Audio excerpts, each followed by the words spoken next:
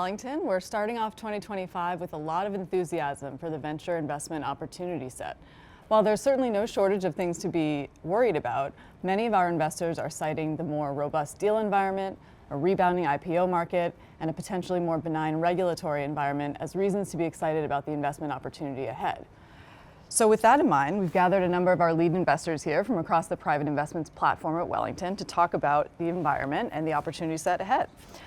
So let's dive in and talk about the new administration and the potential implications for the venture capital market. So Jackson, let's start with you, since you run our earliest stage strategy. How might you say the administration's stance on deregulation impact the investment opportunity universe for you? There's a lot of things to think about, but I think one thing that does have implications is it feels like we're going to be facing more of an industry-friendly approach. And with this sort of refound invigoration of American competitiveness, that really makes us think about some of these regulatory industries and if there's some potential for deregulation. And so with that in particular, there's a couple of areas that we've been spending time thinking about, one of which being in more regulated markets like fintech and healthcare, and specifically around the SEC as well as the CFPB, and how that has been an area of focus in Trump 1.0, and we're really paying attention on if that's going to have any shorter term or longer term implications for early stage startups building in these more regulated industries. Yeah, I think building on what Jackson said, the big topic with climate change is what's going to happen with the Inflation Reduction Act. So that's the big incentive policy that funds renewables and batteries and electric vehicles. And I think it's been pretty obvious that the incoming administration has been quite critical of climate change. And so a lot of the question's been what happens with that regulatory package and does it go away? And so that's a challenge for the space, but I think reality is nobody actually thinks it will completely go away. A lot of the incentives around things like solar are quite bipartisan. A lot of the manufacturing plants that have been built under that have been in red states. There's the battery belt down in the southeast. He's obviously been very negative around electric vehicles and wind, and so I think maybe there are definitely some parts that are at risk, but we think it's definitely a more nuanced picture, and think that most of what is out there needed for solving climate should survive. We also think more on the deregulation side where the tailwinds that will be beneficial for our space. And one big one we can think of is on permitting. So one of the big constraints with the energy transition has been the ability to build new transmission lines. It just takes really long to do that. There's a lot of red tape that goes into that, but if they cut those processes down and really make it easier for that to go build new lines or refurnish old ones, you can really unlock a lot of what needs to happen with the energy transition. Nilesh, anything from your perspective, given you invest in the healthcare space, obviously that's a highly regulated industry as well. Any thoughts? Yeah, I think Greg mentioned IRA. I think that is insights of the administration. I'll take a step back and say I think there's so much noise. I'm less worried about all the noise that is in the system. So I'll highlight the comments about being so critical of the FDA, which is a key body in our industry. The comments on vaccines, we have seen sort of market, take that very negatively. When we take a step back and think through what can actually happen and parse through what can happen as opposed to the bluster and the bark, so to speak, we think we are positively inclined overall, although in the near term, we are very cautious about a few things. Impact on the regulators as the FDA. Do people stay on with the FDA? Is there turnover? With the appointment of Marty Makary, who is a very recognized surgeon and health policy expert, we are somewhat reassured that things will not change dramatically. In terms of Inflation Reduction Act, drug pricing is a very popular term, and that has very serious implications. So that's a space we're watching very carefully. I think the administration has made noises, even in Trump 1.0, although they couldn't achieve it. It's an area that potentially is a headwind for us, but I think there are ways that the industry can tackle that. So that's the second area. And lastly, I think on the positive side, I think on M&A, we think is going to benefit the sector. That's almost the lifeblood of our industry. Large pharma companies acquire the companies we invest in, and we think that's going to go up. Over the last almost 2 years, no big acquisitions have happened. Last year, no acquisition above $5 billion have happened. So we think it's going to be a little more leniency from the FTC on M&A. So we are positively leaning in that direction. That's a good opportunity, I think, to talk a little bit more about the exit environment.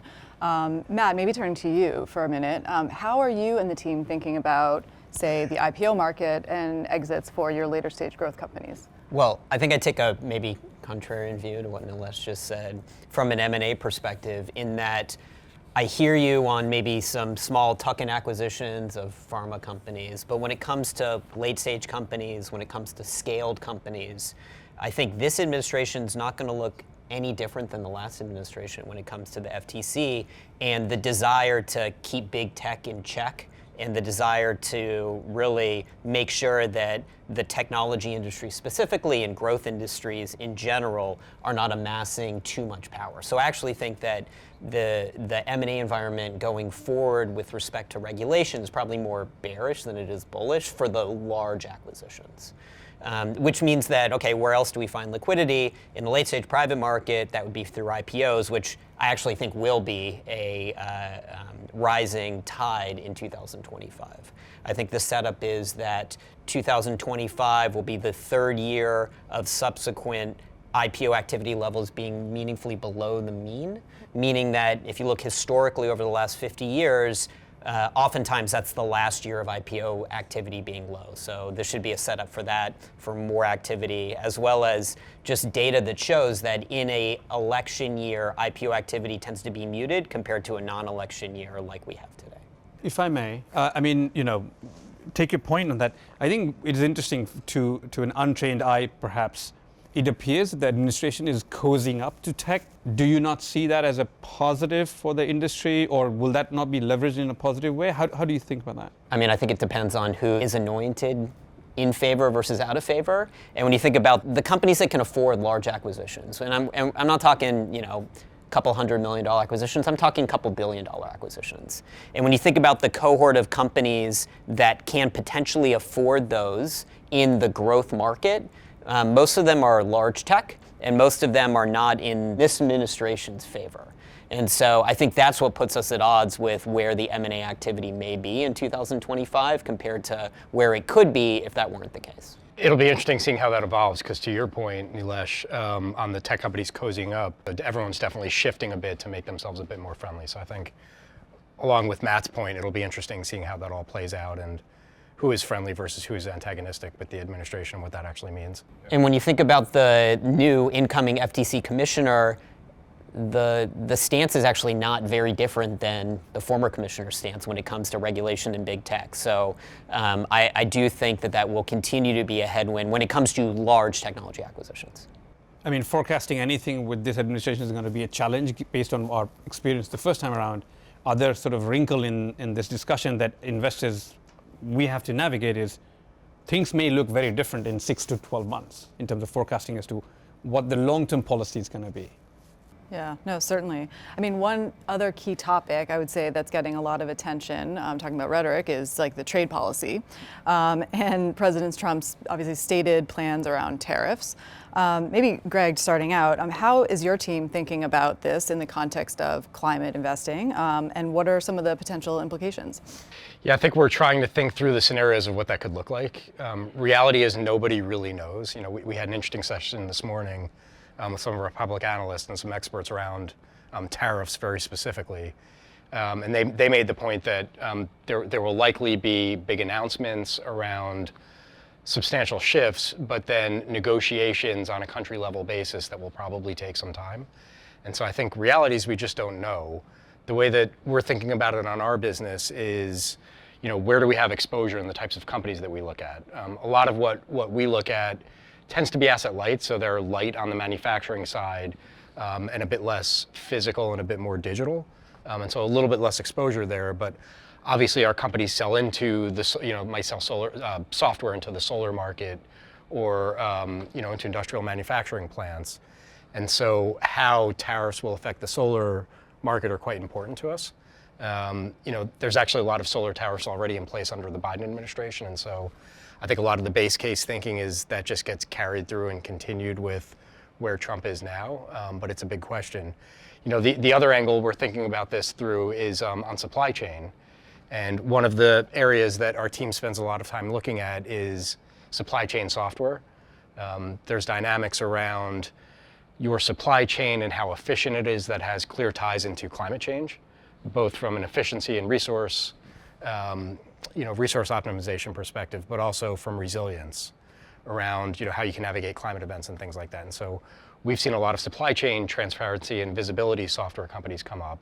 And if you're in a world where there's changing tariffs and companies have to reshift their supply chains and find alternative suppliers in different countries, or if they're now routing things differently because they're manufactured locally instead of abroad, there will likely be pretty substantial changes in supply chain. So we think there's actually interesting opportunities with some of the visibility companies and tracking companies that we're seeing. From our perspective, we are investing both in enterprise software as well as thinking about consumer software. And as it relates to the tariffs, I think a lot of this is still going to be TBD, whether corporations are going to be subsidizing those tariffs or if they're going to be placing that cost back onto consumers.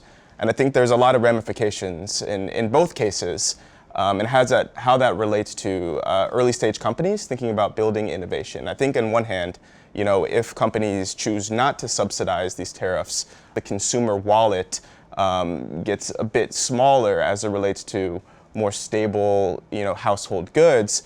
That can affect how much additional spend a consumer thinks about when it comes to buying a new consumer application, spending an additional $20 per month on an app, or how it also relates to other consumer goods that they may be looking to buy that might be more discretionary. And so, those are sort of, some ramifications from the consumer wallet that we think about in tariffs, but still too early to determine. And it's going to be more corporation by corporation basis, I would say. In addition to the share of wallet and the amount of discretionary spend consumers have, the other implication of costs being passed on to the consumers is obviously where inflation is, and that has implications to where rates may be. And I think this is something, Jackson, to your point, that we see in the late stage private market with our companies that produce goods and generally are producing those goods abroad. And the question of, do they pass those costs of tariffs if they come to pass? Do they pass those costs on to consumers and potentially affect discretionary income and affect interest rates? Or do they absorb those costs and potentially take their gross margin down and have a period where profits are maybe less robust? And it's no different than what public companies may be facing, but an interesting dilemma that potentially faces these companies in the next 4 years. So we mentioned impacts to the supply chain, impacts to the consumer. What about the labor market? How are we thinking about sort of the shifts in the labor market, and how might that impact each of the different stages of your venture ecosystem? Yeah, I think from our perspective, we think that there's likely substantial shifts and along with that substantial opportunity. There's well-publicized labor shortages, I think, across a lot of different areas. Relevant to the climate space, there's shortage of electricians, there's shortage of HVAC installers, there's shortages of farm workers, and so we're actually seeing a lot of opportunity coming from two different angles that could help address that. One is automation, and so we see automation and robotics kind of becoming more real across the board. If I think about autonomy, we've seen the practical deployment of autonomous vehicles starting to happen more recently. And people are aware of that with passenger vehicles, but we're seeing it on farms with autonomous tractors. We're starting to see robots come up that can help construct buildings. We've seen technology that can help construct things like solar plants, automated manufacturing lines with robots there. And so there's a big theme on autonomy that we think is part of the solution in a more labor-constrained environment. And then the second big angle is how you can take our existing workforce and expand it and strengthen it. And so if I think back to my comment about there being a shortage of electricians and HVAC installers, we've seen companies focused on, well, okay, there's a shortage. How can we go find more people and train them so that they can become electricians, they can become installers? And that's one big opportunity on growing the force that's out there. And then we've seen tools around how you can take the existing electricians and HVAC installers that are out there and make them more productive. And so Gen AI, which is obviously one of the flavors of the day, but if you think about practical applications, and you are an electrician that has to design the electrical system of a building or a house, that's very manual intensive. That takes up a lot of the electrician's time. But if you can have software that generates portions of that, maybe even the whole thing, it can substantially make you as an electrician more efficient and help address some of those shortages as well. It's almost impossible to get through a conversation on the venture ecosystem without talking about AI. But Matt, you mentioned the interest rate environment. How would you say an environment of higher rates for longer impacts private companies, and what does it mean for later stage growth companies in your market? Well, as Nilesh reminded me before this session, the macro is hard and predicting the macro is hard. But if we find ourselves in an environment where the interest rates are higher for longer, I think the implications for the late stage portfolio companies is probably pretty small. The companies that are in the late stage category tend to be growth businesses, and those growth businesses will be less impacted by inflation. Instead, where I think the potential dislocation may come is with strategies that require leverage in order to execute. And the reason I think that higher rates may create a more challenging environment for those businesses is because those strategies no longer can operate in an environment where the cost of capital, their interest rate on the borrowing that they have, will be so low as it was in the past couple of years. And so that may affect and may impact the returns going forward in asset classes like leverage buyout, or really any strategy that employs any meaningful amount of leverage in their execution strategy. Hey Matt, does that affect you guys from an exit perspective if the returns are tougher on the private equity side? So I think from an M&A perspective, I do think in addition to the regulatory environment being more challenging for M&A, I also think that the financial buyer takeout M&A path is probably going to be more muted in a higher interest rate environment. That being said, I think across the late stage private universe, the most frequent outcome is actually via IPO. And I don't think that the IPO market will actually be affected by a higher for longer interest rate environment. And I think maybe something else to add that is slightly adjacent, but one of the things we do notice is there's still a record amount of dry powder in the market. And when the higher for longer interest rates in a similar place, we do anticipate competitiveness for companies and for the top deals are going to continue to be the case. And so what we saw in the past number of years in 21 and 22, where there was just massive amounts of deployment, has been reined back. And we do anticipate with a similar higher interest rate environment that to be the case. Well, what does that mean for earlier stage companies? Well, I think it does mean that you still need to be very strong in terms of your fundamentals. I think companies are thinking about, lower burn ratios because the sort of environment to go and attract additional mid and later stage rounds of financing may just be less excited to deploy capital. So I think that's just another, if we do expect rates to continue, to be higher for longer, that's another sort of ramification that we notice at the early stage. Great. Well, thank you all so much. As we wrap our discussion here, it's clear that the impact of a second Trump presidency has varying impacts across sectors and stages of the venture capital market. Throughout the year, we'll be coming back and sharing further insights on the venture capital market on topics like AI and the IPO market and other trends shaping our industry.